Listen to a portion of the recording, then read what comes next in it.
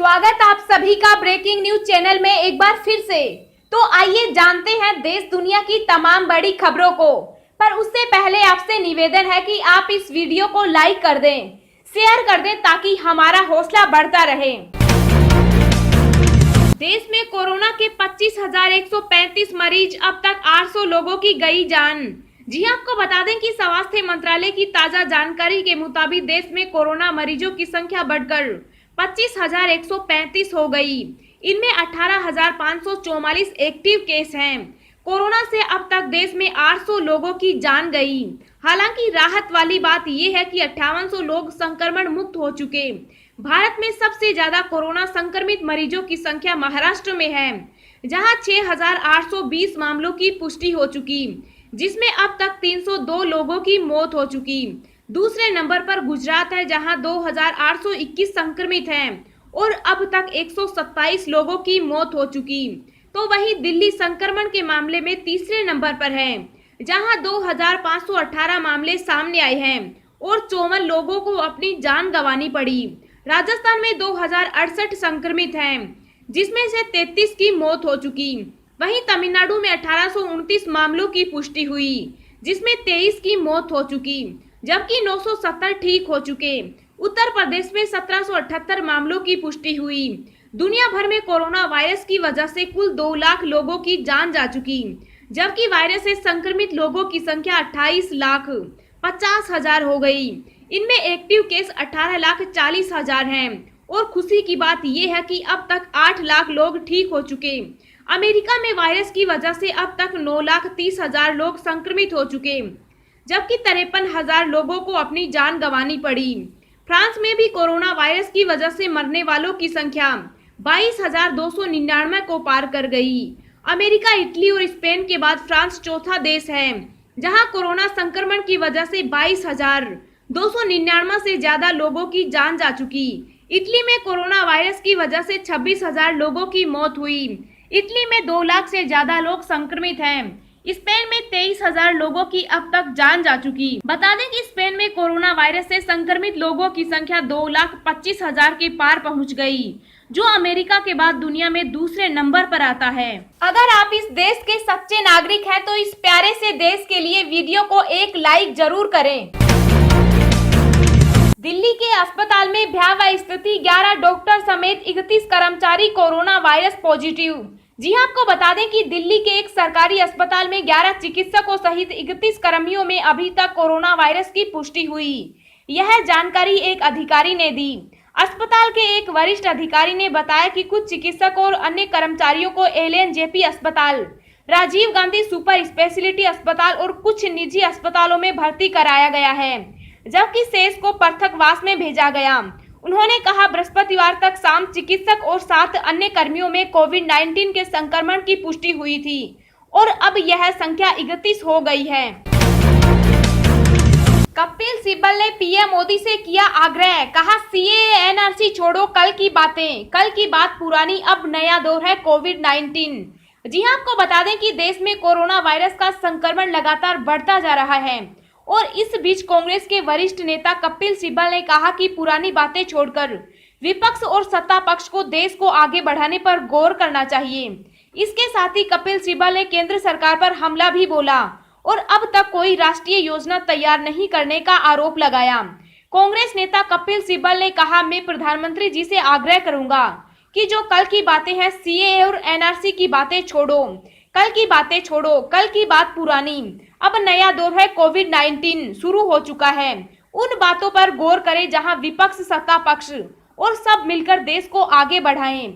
उन्होंने video link के माध्यम से संवाददाताओं से कहा, प्रधानमंत्री जी आप सलाह दीजिए, लेकिन कभी कभी कांग्रेस पार्टी की सलाह भी ले लीजिए। कांग्रेस नेता के मुताबिक कोविड-19 के बाद नया हिंदुस्तान बनाना है।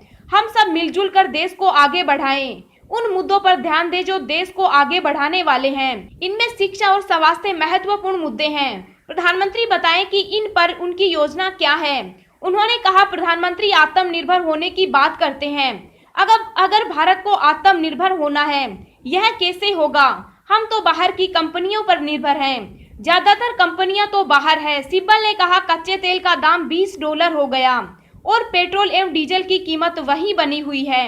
आप इसका फायदा जनता को क्यों नहीं दे रहे? सरकारी कर्मचारियों के महंगाई भत्ते में वृद्धि रोकने का उल्लेख करते हुए उन्होंने सवाल किया कि यह कदम क्यों उठाया गया। कपिल सिब्बल ने केंद्र पर निशाना साधते हुए कहा, आपदा प्रबंधन अधिनियम 2005 की धारा 11 कहती है कि पूरे देश के आपदा प्रबंधन के लिए एक योजना बनाई जाएगी। कोरोना वायरस आया है तो उसके लिए राष्ट्रीय स्तर पर एक योजना बनेगी। वो राष्ट्रीय योजना क्या है? 24 मार्च से आज अप्रैल का चौथा हफ्ता हो गया, आज भी कोई राष्ट्रीय योजना नहीं है। उन्होंने आपदा मोचन अधिनियम 2005 का हवाला देते हुए कहा, इस कानून के मुताबिक एक राष्ट्रीय प्राधिकरण होता है जिसमें 9 मनोनीत सदस्य होते हैं। इसकी अध्यक्षता प्रधानमंत्री करते हैं। इसके तहत एक राष्ट्रीय योजना बनानी होती है। सिब्बल ने सरकार से आग्रह किया, हमारी सलाह है कि जल्द से जल्द एक राष्ट्रीय योजना बनाएं। सिब्बल के अनुसार इस कानून के तहत लोगों को दी जाने वाली सुविधाएं भी लिखित हैं, लेकिन सरकार की तरफ से कोई कदम नहीं उठाया गया। कांग्रेस नेता ने कहा कि राज्यों के पास पैसे नहीं हैं और ऐसे में केंद्र को उन्हें धन मुहैया कराया जाना चाहिए। अगर दोस्तों आप चाहते हैं कि कोरोना वायरस भारत में जल्द खत्म हो जाए तो कमेंट बॉक्स में जय हिंद जय भारत लिखना मत भूलिएगा। लॉकडाउन के बाद मास्क आरोग्य सेतु ऐप बिना दिल्ली मेट्रो में नहीं होगी एंट्री, नई गाइडलाइंस तैयार। जी हां, आपको बता दें कि केंद्रीय औद्योगिक सुरक्षा बल द्वारा मेट्रो चालू होने पर यात्रियों की सुरक्षा को लेकर प्लान तैयार किया है, जिसके तहत यात्रियों को जांच से पूर्व शरीर से धातु की चीजों को हटाना होगा, मास्क पहनना होगा, मोबाइल में आरोग्य सेतु ऐप भी रखना होगा और जिन यात्रियों में फ्लू के लक्षण होंगे उन्हें यात्रा की अनुमति नहीं मिलेगी। मेट्रो के 160 से अधिक स्टेशनों की सुरक्षा के लिए लगभग 12,000 पुरुष और महिला कर्मियों को तैनात करने वाले इस बल की योजना के अनुसार रेल नेटवर्क की सेवाओं को चरणबद्ध तरीके से फिर से शुरू किया जा सकता है। योजना में कहा गया है, आरोग्य सेतु एप्लीकेशन से जारी ई-पास से कोविड-19 के लक्षण वाले संदिग्ध व्यक्तियों की पहचान, उन्हें मेट्रो के उपयोग से रोका जा सकता है। लॉकडाउन के बाद चलेंगी स्पेशल ट्रेनें, देना पड़ सकता है अधिक किराया, रेलवे कर रही ये तैयारी। जी हां, आपको बता दें कि लॉकडाउन का दूसरा फेज खत्म होने में बस अब कुछ दिन और बचे हैं। लॉकडाउन के कारण ट्रेन, विमान, सार्वजनिक परिवहन के सभी साधन बंद कर दिए गए हैं। ऐसे में लोगों के मन में सवाल उठ रहे हैं कि क्या 3 मई के बाद ट्रेन सर्विस शुरू की जाएंगी। हालांकि इसे लेकर कोई आधिकारिक जानकारी साझा नहीं की गई, लेकिन मीडिया रिपोर्ट की माने तो रेलवे लॉकडाउन के बाद सर्विस शुरू करने के लिए खास फॉर्मूले पर विचार कर रही है। मीडिया रिपोर्ट ने सूत्रों के हवाले से लिखा है कि लॉकडाउन खत्म होने के बाद रेलवे सर्विस शुरू करने के लिए स्पेशल पैसेंजर ट्रेनों को चलाने पर विचार कर रही है। इन ट्रेनों को जोन में चलाने की योजना पर विचार किया जा रहा है। अभी तक सिर्फ ग्रीन जोन में चलाने की योजना है। ट्रेन चलेंगी लेकिन होंगी शर्तें। रेलवे फिलहाल ग्रीन जोन में ट्रेन चलाने पर विचार कर रही है। केवल इमरजेंसी में ही यात्रा करने की इजाजत मिलेगी। Railway orange zone, red zone, hotspot area में कोई यात्री ट्रेन नहीं चलाएगा। इस स्पेशल में फिलहाल सिर्फ स्लीपर ट्रेनें चलाने पर विचार किया जा रहा है।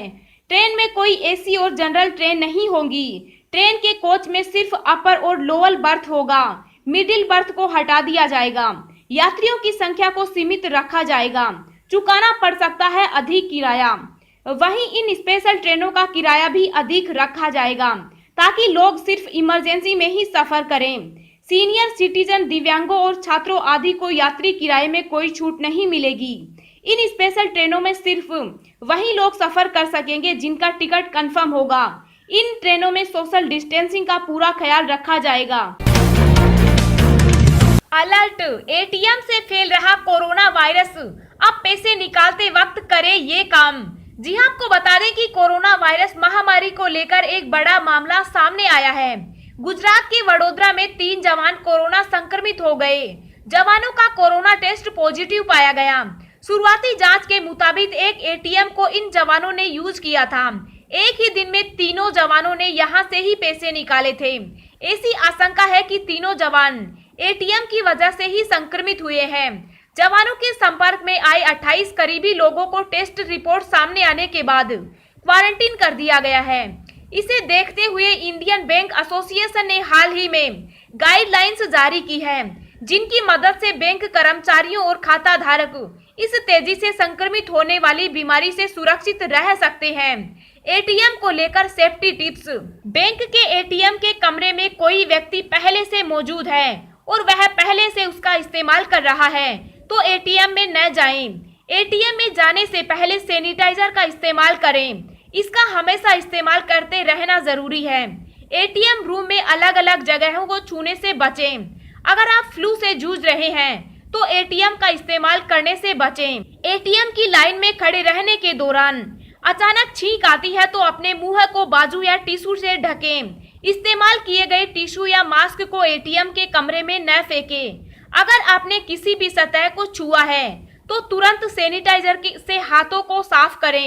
एटीएम लाइन में खड़े रहते हुए अपने चेहरे, नाक और मुंह को छूने से बचें। लाइन में लोगों से 1 मीटर की दूरी रखें।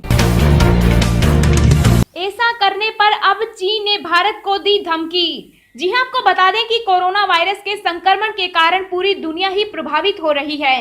इसी कारण लगभग सभी देशों की अर्थव्यवस्था पर बुरा प्रभाव पड़ रहा है। इसी को देखते हुए भारत सरकार ने भी प्रत्यक्ष विदेशी निवेश के नियमों को सख्त करने का फैसला किया। भारत सरकार का ये फैसला पड़ोसी देश चीन को रास नहीं आया। इस पर चीन ने एतराज जताते हुए इसे विश्व व्यापार संगठन के सिद्धांतों के खिलाफ बताया है। इस लेख में लिखा गया कि भारत मेडिकल सप्लाई के लिए चीन पर बहुत ही निर्भर है और भारतीय कंपनियों के कथित अवसरवादी अधिग्रहण को रोकने का प्रयास कोरोना वायरस के कारण उत्पन्न हुई संकट की इस घड़ी में सप्लाई पाने में उसके लिए ही मुश्किल पैदा करेगी। कोरोना संकट का फायदा उठाते हुए चीन कमजोर हुई भारतीय कंपनियों का अधिग्रहण ना कर सके, इससे बचने के लिए भारत सरकार ने एफडीआई के नियमों को सख्त करने का फैसला किया। इन पर नए नियमों के तहत अब भारत की सीमा से जुड़े किसी भी देश के नागरिक या कंपनी को निवेश से पहले भारत सरकार की स्वीकृति लेना आवश्यक होगा। अब हम आपको अगले 24 घंटों के संभावित मौसम पूर्वानुमान के बारे में बता रहे हैं। अगले 24 घंटों के दौरान उत्तरी और तटीय ओडिशा, गंगीय पश्चिम बंगाल, मणिपुर, मिजोरम और त्रिपुरा के कुछ हिस्सों में मध्यम से भारी बारिश जारी रहने का अनुमान है। पूर्वोत्तर भारत, उप हिमालय, पश्चिम बंगाल, सिक्किम, झारखंड, आंतरिक तमिलनाडु, केरल, दक्षिणी कर्नाटक, तटीय आंध्र प्रदेश, तेलंगाना, उत्तराखंड के कुछ हिस्सों और उत्तर प्रदेश के मध्य भागों में कुछ स्थानों पर प्री मानसून वर्षा हो सकती है। हरियाणा और दिल्ली में भी छिटपुट जगहों पर वर्षा और आंधी के आसार हैं। उत्तर व पूर्वी राजस्थान के कुछ हिस्सों में धूल भरी आंधी और बारिश संभव है।